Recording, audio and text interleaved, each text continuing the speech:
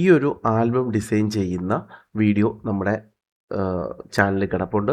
അതിൻ്റെ link ഡിസ്ക്രിപ്ഷനിലും I ബട്ടണിലും കൊടുത്തേക്കാം. നിങ്ങൾ അവിടെ കയറി കാണുക.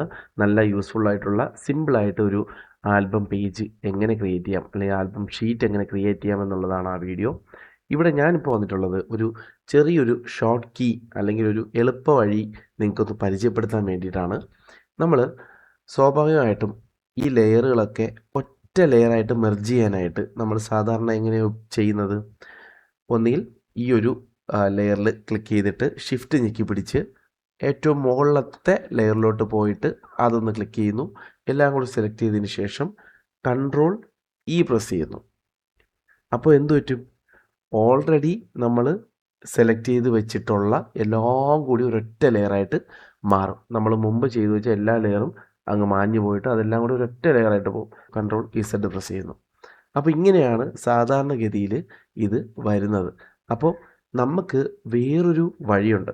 അതായത് ഈ ഒരു ലെയറുകളൊന്നും മാറാതെ പെട്ടെന്ന് വേറൊരു ലെയറാക്കി മാറ്റാനായിട്ട് ഒരു വഴിയുണ്ട്. 2 വഴിയുണ്ട്. ഒരു ഷോർട്ട് കീ വഴിയുണ്ട്, അല്ലാത്തൊരു വഴിയുണ്ട്. അത് രണ്ടും ഞാൻ പറഞ്ഞുതരാം. ഇപ്പോൾ നിങ്ങൾ ഇവിടെ വിസിബിളായിട്ടുള്ള കുറേ ലെയറുണ്ട്.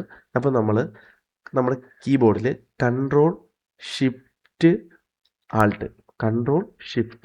ആൾട്ട് പ്രസ് ചെയ്തതിന് ശേഷം ഇ പ്രസ് ചെയ്യുക. കൺട്രോൾ ആൾട്ട് ഷിഫ്റ്റ് പ്ലസ് ഇയും കൂടി പ്രസ് ചെയ്യുക. ഇ പ്രസ് ചെയ്യുമ്പോൾ എന്താ നടന്നതെന്ന് നോക്കൂ. ഒറിജിനൽ ലെയർ എല്ലാം അവിടെ തന്നെയുണ്ട്.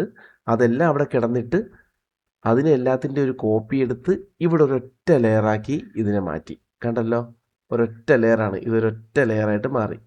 എന്നാൽ പഴയതൊന്നും പോയിട്ടുമില്ല, അവിടെ തന്നെ സ്റ്റേ ചെയ്യുന്നുണ്ട്. ബാക്കിയെല്ലാം കൂടി ഒറ്റ ലെയറായി. ഇനി ഇത് ഡിലീറ്റ് ചെയ്യാണ്. അപ്പോൾ എന്താ ചെയ്യുന്നതെന്ന് അറിയാലോ? കൺട്രോൾ ഷിഫ്റ്റ് ആൾട്ട് ഞെക്കി പിടിച്ചിട്ട് ഈ പ്രസ് ചെയ്യുമ്പോൾ ലെയർ വരും. ഇതല്ലാതെ ഞാൻ പറഞ്ഞ മറ്റൊരു വഴി എന്ന് പറയുന്നത്, ഇത് ഞാൻ ഡിലീറ്റ് ചെയ്യാണ്. ഇപ്പോൾ എല്ലാം സാധാ ലെയർ കണക്കായിട്ടുണ്ട്. ഇനി നമുക്ക് ചെയ്യാൻ പറ്റുന്നത് നോർമലി ചെയ്യുന്ന പോലെ എല്ലാം കൂടി ഒന്ന് സെലക്ട് ചെയ്യുന്നു. ഷിഫ്റ്റ് ഞെക്കി പിടിച്ച് എല്ലാം സെലക്ട് ചെയ്യുന്നു. എന്നിട്ട് ഞാൻ ചെയ്യുന്ന വഴി എന്ന് പറയുന്നത് കൺട്രോൾ ജെ അടിക്കും. അപ്പോൾ ഇതിൻ്റെ എല്ലാത്തിൻ്റെ ഒരു കോപ്പി വരും. എന്നിട്ട് കൺട്രോൾ ഇ പ്രസ് ചെയ്യും. അപ്പോൾ നമ്മൾ സെലക്ട് ചെയ്ത എല്ലാത്തിൻ്റെയും കൂടി ഒരു കോപ്പി ഇവിടെ വരും. ബാക്ക്ഗ്രൗണ്ട് ഒഴികെ നമ്മൾ സെലക്ട് ചെയ്തിട്ടില്ലായിരുന്നു. അപ്പോൾ ബാക്ക്ഗ്രൗണ്ട് ഒഴികെ ബാക്കിയെല്ലാം ഒറ്റ ലെയറായിട്ട് ഇവിടെ സെലക്ട് ആയിട്ടുണ്ട്. കണ്ടല്ലോ.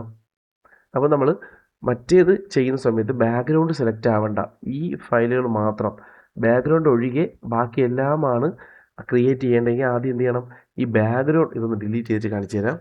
ഈ ബാക്ക്ഗ്രൗണ്ട് ഒന്ന് ഹൈഡ് ചെയ്തിടുക. എന്നിട്ട് നമ്മൾ എന്ത് ചെയ്യണം? കൺട്രോൾ ഷിഫ്റ്റ് ആൾട്ട് ഈ പ്രസ് ചെയ്ത് കഴിഞ്ഞാൽ ബാക്ക്ഗ്രൗണ്ട് ഇല്ലാതെ റിസൾട്ട് ആവും. അതായത് അതിനർത്ഥം എന്താ? ഈ ഐ ബട്ടൺ ഓഫായി കിടക്കുന്ന സാധനങ്ങൾ ഒഴികെ വിസിബിൾ ആയിട്ടുള്ള എല്ലാ ലെയറുകളും മെർജായിട്ട് ഒറ്റ ലെയറായിട്ട് ഇവിടെ ക്രിയേറ്റ് ആവും. ഇതൊരു സിമ്പിൾ സംഭവമാണ്, പക്ഷേ അറിയാത്തവർക്കായിട്ടാണ് ഈ ഒരു വീഡിയോ ചെയ്തത് കേട്ടോ. അപ്പോൾ നമുക്ക് അടുത്തൊരു വീഡിയോയിൽ വീണ്ടും കാണാം. അതിൽ എല്ലാവരും സബ്സ്ക്രൈബ് ചെയ്യുക, സംശയങ്ങളൊക്കെ കമൻറ്റ് ചെയ്യുക. ഇതിൻ്റെ ഫുൾ വീഡിയോ യൂട്യൂബിൽ കിടപ്പുണ്ട്. ആൽബം ഡിസൈൻ ചെയ്യുന്നത് അത് പോയി കാണുക. ഓക്കെ.